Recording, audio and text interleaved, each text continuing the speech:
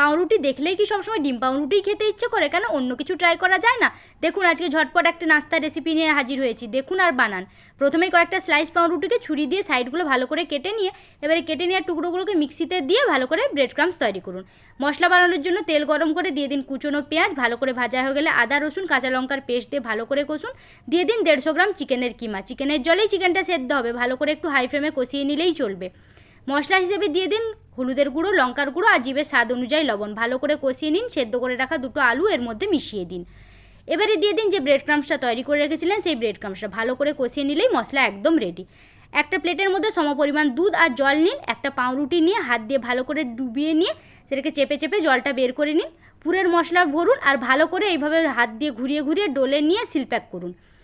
এবারে হালকা উষ্ণ তেলে সবগুলো বল দিয়ে দিন, উল্টে পাল্টে কালার ধরা পর্যন্ত ভালো করে ভেজে নিন। ব্যাস, রেসিপিটা অনেক সহজ, বানিয়ে খান আর সাবস্ক্রাইব করে যান।